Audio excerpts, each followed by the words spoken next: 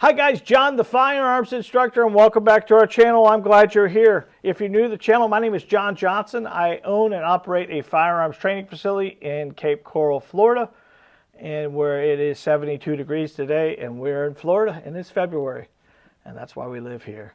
So today we're going to talk about the dangers of constitutional carry. And I know I'm going to get beat up by this, and a lot of people are going to be screaming about it and all that stuff like that. But I think you really need to know what we're looking at here. There are a lot of rules and regulations. That's what most concealed carry classes are about, are rules and regulations. Understanding it completely. Majority of the time someone comes to a concealed carry class, they have very little firearms training already. They have very little shooting. Most people, last class we had 10 people in it, and majority of the people that were in class, I think out of the 10 people we had in class, there was 3 had never shot a gun before, and the rest of them, the average shot was less than 6 years ago. So 6 years, 7 years, 5 years, it doesn't really matter. You should be shooting a pistol on a regular basis, because at that point in time, proficiency is just as important as anything else. Remember, you're responsible for your bullet until it hits the ground. If you're out and about carrying a weapon, you need to make sure you understand it. So I'm going to give you the list I think is going to be important that you need to make sure you get your head around about the constitutional carry. Number 1, it's the Gun-Free School Act.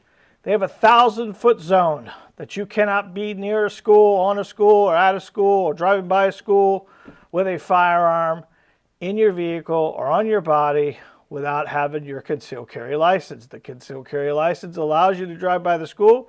The constitutional carry would not. Lack of training, guys.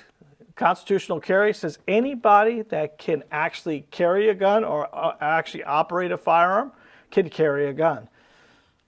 Is that what we want, guys? Is that what we want? A bunch of people around town now just carrying a gun for any reason? Is that safe? Is that something that every cops, they seem to be okay with it, but at the end of it, it's going to cause a lot more challenges on that. Lack of reciprocity. Guys, Florida is one of the best states that allows reciprocity, and reciprocity means states that recognize Florida's concealed carry permit. When you have your Florida permit and your Florida driver's license, you're going to get 36 states. With reciprocity, those 36 states allow you to carry as long as you're following their laws and our laws too. With constitutional carry, you're going to lose a lot of those states. I think Florida loses 7 at this point in time. 7 states we're going to lose because of constitutional carry. Signs on doors. Guys, every Walmart, Home Depot, wherever it is, Perkins, any store that has a sign on the front door, when you're constitutional carrying, maybe you got it on your body or maybe you got it on the outside of your clothes, because with the constitutional carry, you can either carry it open or you can carry it concealed.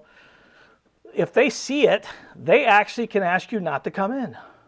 There are signs that were policies to them. You must follow their policies now. And they have the right, because it's their business, to ask you to leave. Do you think Perkins is going to want you to walk in with your firearm and when it's going to make other people uncomfortable? That's your choice at that point in time. But if they ask you to leave, you must leave. Because if you say, I'm not leaving, and they call the cops and trespass you, you're trespassing with a firearm, which is a felony. All right? Understand the gun laws. You know, we talked about training, but a firearms training class is about shooting the pistol. A concealed carry license, a concealed carry class is going to give you more about laws and regulations, where you can and where you can't, how you can and how you can't. And those are going to be important to know. And how many people are going to spend time looking all this stuff up when it makes it simple and easy if you just put the gun on your body and go? There becomes the next thing. You're putting a lot of liability on yourself. You already do that with a concealed carry license, right? But now with constitutional carry, it's even going to be more, because you're not going to know every law and regulation there is.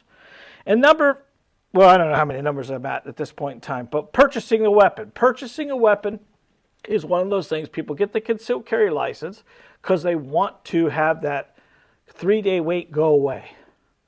When you have your constitutional carry, you're going to still wait for the gun. You still got to do your background check. You still got to do your paperwork. But then when you're done, out the door you go. So those are my kind of what I'm looking at now. I'm always going to tell all of my customers, I would highly recommend that you get your concealed over constitutional carry. Now, I know you all are going to hate me over this. I know it's a Second Amendment thing you guys think about, but at the end of it, we need to make sure that we're getting our head around what we're actually asking for and understand the risk versus the reward. Guys, we love your comments. We love your opinions. Let's be a little bit nicer on this one because I know I'm going to get beat up a lot on this. But remember, it's all about, let's talk about it, get it in our head, and understand why we're for it or why we're against it. Until next time, guys, God bless, be safe, and remember, you are your first line of defense. Are you going to constitutional carry, or are you going to get your concealed license? Let us know.